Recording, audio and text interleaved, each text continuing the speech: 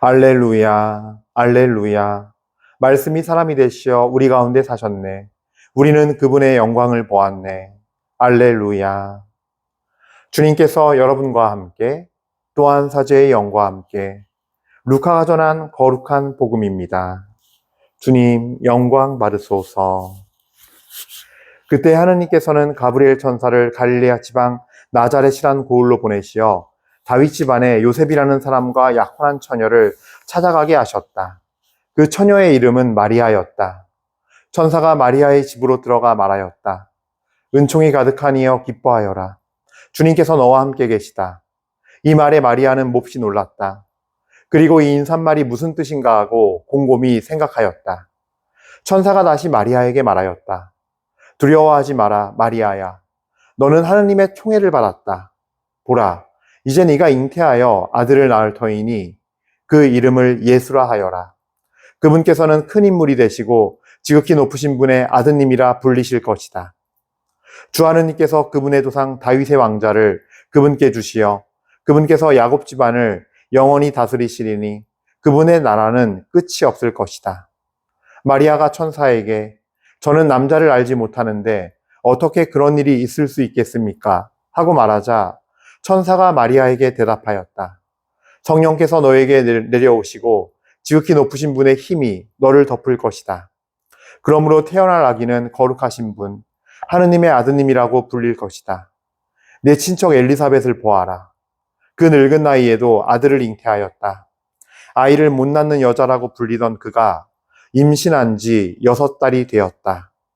하느님께는 불가능한 일이 없다. 마리아가 말하였다. 보십시오. 저는 주님의 종입니다. 말씀하신 대로 저에게 이루어지기를 바랍니다. 그러자 천사는 마리아에게서 떠나갔다.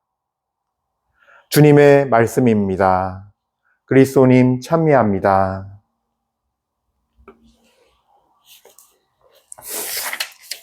참예수님, 은요 1830 교회 여러분들 되게 오랜만인 것 같아요.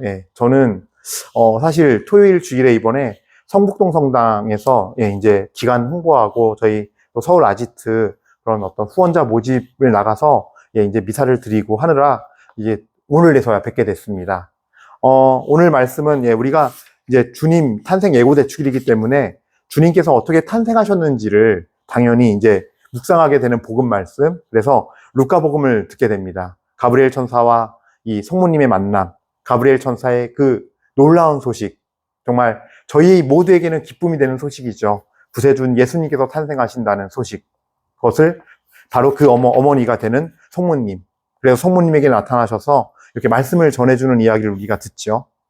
그런데 저 이렇게 천사와 성모님의 대화를 보면요. 이 성모님이 참 대단한 것 같다는 게 이 천사를 만나고도 차분하게 천사의 말 한마디 한마디에 주의를 기울여 듣거든요. 근데 제가 이렇게 가만 보면요. 제 주변도 그렇고 성경에도 그렇고 이렇게 하느님의 말씀을 따라 사는 사람들의 특징인 것 같아요. 아주 중요한 게 뭐냐면 말씀 한마디 한마디 오늘 그러니까 내 삶 속에서 이루어지는 그 모든 것 안에서 주님께서 주시는 것들에 대해 민감하게 깨어 있다는 거예요. 섬세하고 민감하게 깨어서 그것들이 눈에 보이고 들린다라는 특징을 갖고 있어요. 은총이 가득함이여 기뻐하여라. 주님께서 너와 함께 계시다 하면은 저 같았으면 일단 되게 신났을 것 같거든요. 주님께서 나와 함께 계시고 내가 은총을 가득히 받았대. 저는 그럴 것 같아요. 근데 또 어떤 사람은 그럴 수 있어요. 이제 정말 투덜이 같은 사람들은 내가 은총을 이렇게 가득히 주님께서 주셨다는데 내 삶이 이 모양이에요? 라는 사람도 있을 수 있고. 그러니까 이게 아무것도 아닌 것 같지만 사실 우리 안에 반응이 각가지일 수 있거든요. 가지가지일 수 있다는 거죠. 근데 성모님은요, 놀라면서도 그런데 이 의미가 무엇이고 나에게 어떤 말씀을 하시려는 건가? 라고 귀를 세우고 섬세하게 의미를 생각합니다. 인사말에 대해서도. 곰곰이 생각하였다. 그래요. 그러면서 또 계속 천사가 하나님의 메시지를 전하지요. 이제 잉태하여 아들을 낳을 터이니 그 이름을 예수라 하여라. 물론 근데 이제 그 전에 그 앞에 그런 말이 있어요. 너는 하나님의 총애를 받았다. 보라, 이제 네가 잉태하여 아들을 낳을 터이니 그 이름을 예수라 하여라. 그분께서는 지극히 큰 인물이 될 것이고 지극히 높으신 분의 아드님이라 불리실 것이다. 예. 이런 말씀을 듣고 이제 어떤 자매님들은 그러시더라고요. 아이고, 하나님의 총애를, 이 성모님을 보니까 하나님의 총애를 받으면 안 될 것 같다고. 야, 왜냐면 우리가 이제 성모님의 생애를 알잖아요. 예수님을 키우시면서 성모님이 얼마나 고통을 겪으셨을지. 그러니까 농담처럼 정말 그런 말씀 하시는 분들이 꽤 계세요. 신부님, 그냥 너무 총애를 받지 않을래요. 또 신앙 가진 사람들 중에 그런 말도 하죠. 성인 밑에 치명자 난다고, 신부님, 전 너무 성인이 되진 않을래요. 이런 식으로 말을 한다거나, 이렇게 하는데, 사실, 이제 그냥 인간적인 걱정에서 나오는 말들이고 그런 것들은, 이제 우리가 인간적으로 생각했을 때는 앞길이 캄캄한 거죠. 성모님의 생애만 들여다봐도 그렇고, 수많은 성인들의 삶을 봐도 그렇고, 정말 너무너무 정말 따라가기 어렵고, 저 힘든 여정을 저걸 어떻게 하지 내가? 나는 못해. 예, 그러거든요. 근데 제가 엊그제도 저희 아지트 우리 후원자 원래 미사 때를 강론 때 그랬는데, 사실 그런 것 같아요. 그래서 하나님은요, 이렇게 여정이 있으면 우리가 알면은 놀래 까무러쳐서 못 따라갈 걸 아시기 때문에 이렇게 가려놓으시고 매일매일 하나씩 열어주시는 것 같아요. 그래서 하루에 하나씩 한 스텝씩 순종하고 따라가도록. 그래서 나중에 시간이 흘러 봤을 때는 그 길을 다 걸은 거죠. 제가 이제 그 후원자 원래 미사 때로 예를 들었던 게, 얼마 전에 이제 그 다비치라는 그 여성 듀오 가수들이 있는데 벌써 이제 연습 때까지 해서 20년째 같이 했대요. 장수 그룹이죠. 예. 근데 이제 인터뷰하는데 만약에 누가 그런 말을 해요. 만약에 누가 너네 둘이서 20년을 활동해야 돼 라고 얘기를 한다면 우린 못했을 거라고. 그런데 이렇게 하다 보니까 20년이 됐고 이제는 누가 와서 너희 20년 더 같이 할 수 있겠어? 라고 물어보면 할 수 있겠다고. 예, 이런 인터뷰 내용이 있었어요. 그러니까 마찬가지예요. 우리가 하나님도 까무러치는 걸 아는 거예요. 우리한테 막 그 나중에까지를 다 보여준 다음에 따르라고 하면은요, 그것이 천국 가는 길이어도 못 한다는 거죠. 다 손절하고 떠난다는 거죠.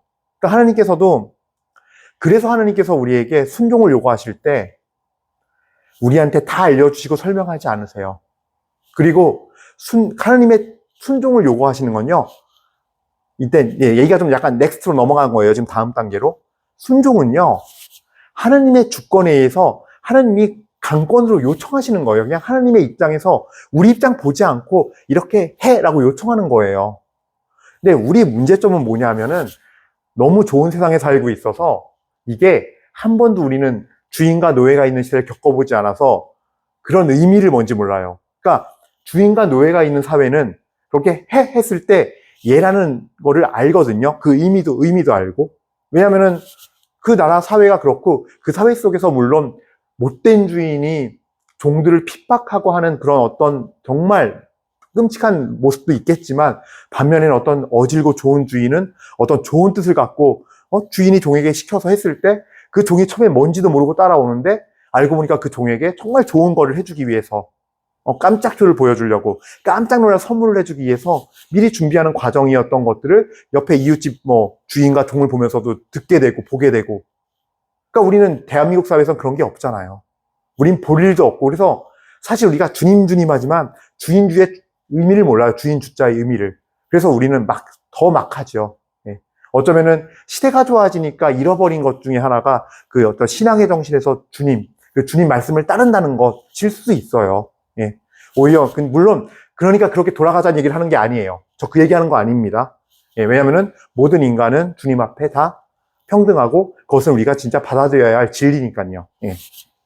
어쨌든 옛날 시대 때 주인과 노예가 있던 시대에는, 주인과 종이 있던 시대에는 또 그런 것도 볼 수 있지 않겠냐라는 취지를 말씀드린 것 뿐이에요. 예. 자,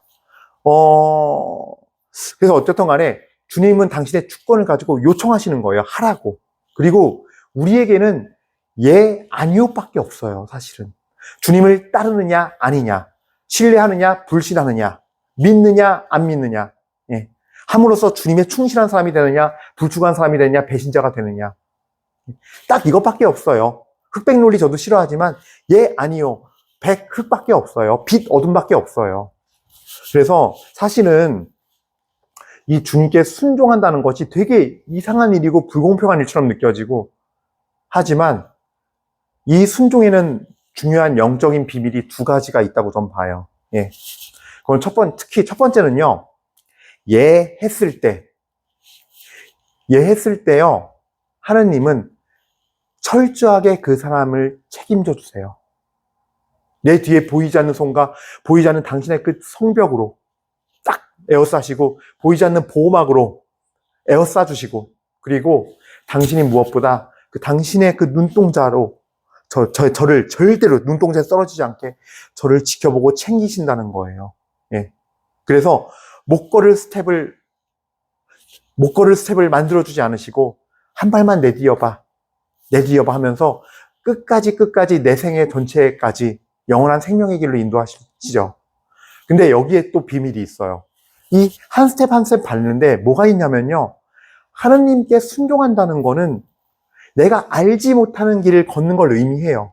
오로지 주권은 그에게 있고 나는 얘하고 그냥 눈을 가린 채 그 손에 이끌려 따라가는 것과 똑같은 거예요, 사실상.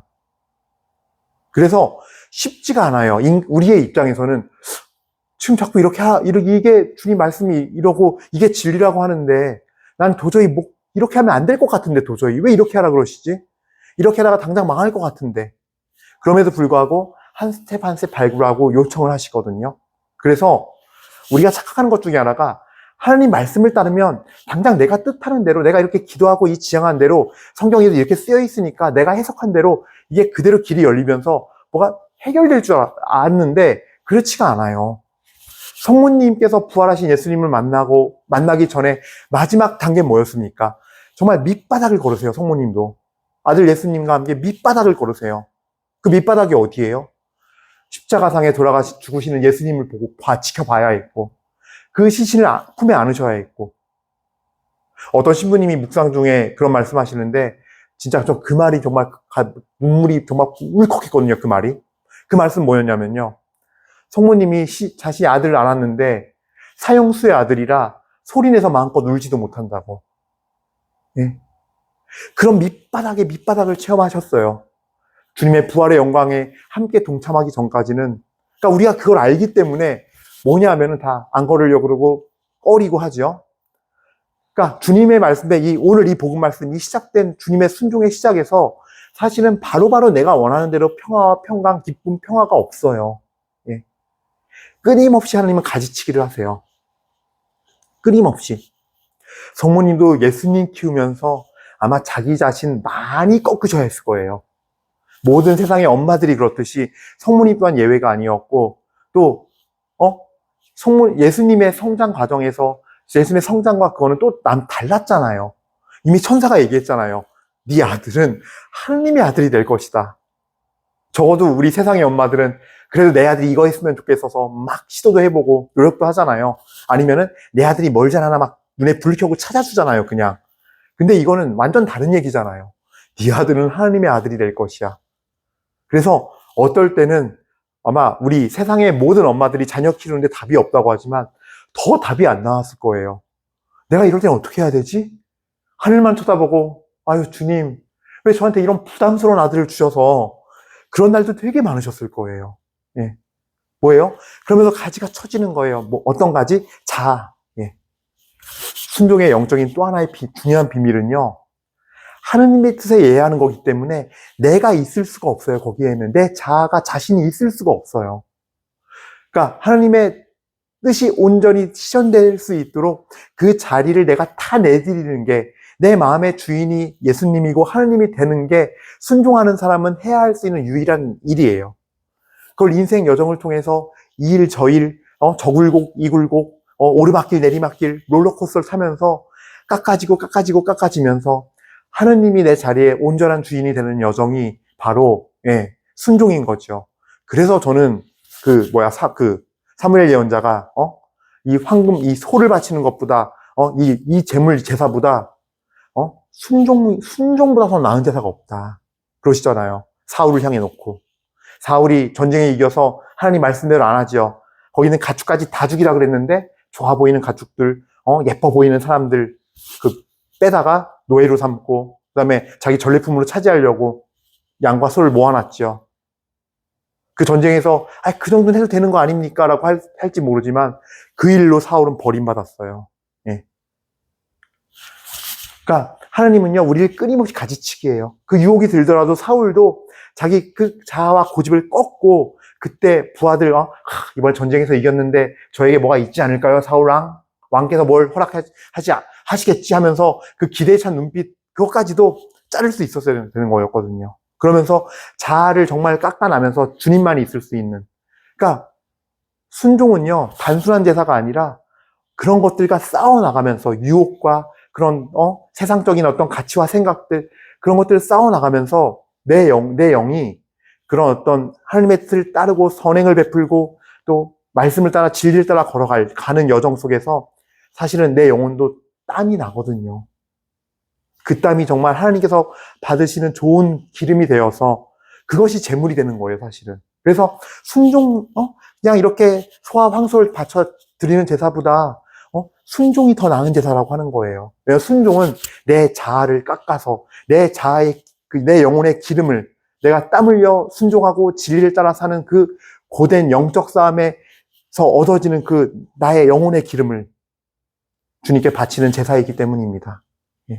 예수님께서도 피땀 흘리며 기도하시잖아요. 마지막 겟세마니에서. 그러면서 주님 이 잔을 정말 거둬주십시오.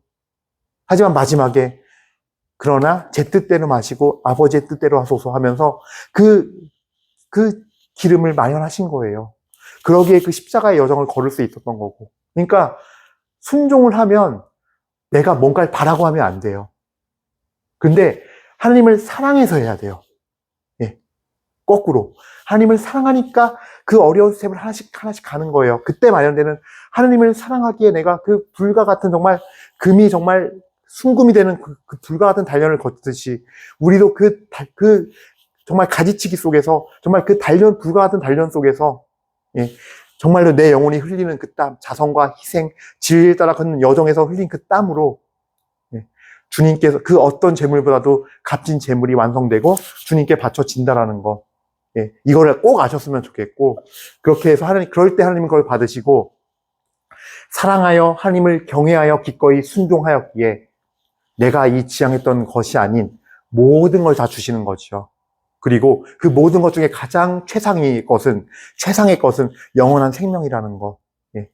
그거를 꼭 기억하셨으면 좋겠고, 그렇게 해서 우리도 제2의 성모님, 제3의 성모님, 제2의 예수 그리스도, 제3의 예수 그리스도, 그 여정이 그렇게 되도록 합시다. 마지막 마치면서 또 하나 비밀이 있어요. 히브리서 말씀도 그래요. 예수님께서는 율법의 제물을 폐지하시면서 이제 당신 자신을 바치면서 첫 번째 것을 치우시고 하나님 아버지의 뜻에 따라서 당신 자신이 바쳐지는데요. 우리 역시 그 여정으로 초대받았다는 거예요.